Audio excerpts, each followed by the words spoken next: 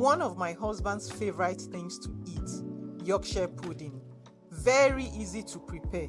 Equal quantities of eggs, milk, and flour. Whatever container you want to use as measurement, simply break the number of eggs that can fill the container.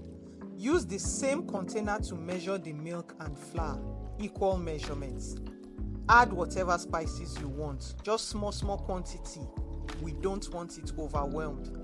You can see I only used half teaspoon each of salt and white pepper for this.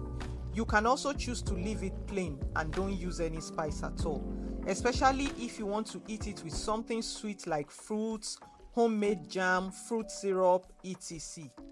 You can eat it plain or with minced meat sauce, fish stew, garden egg sauce, plain stew, moi moi, akara, anything at all.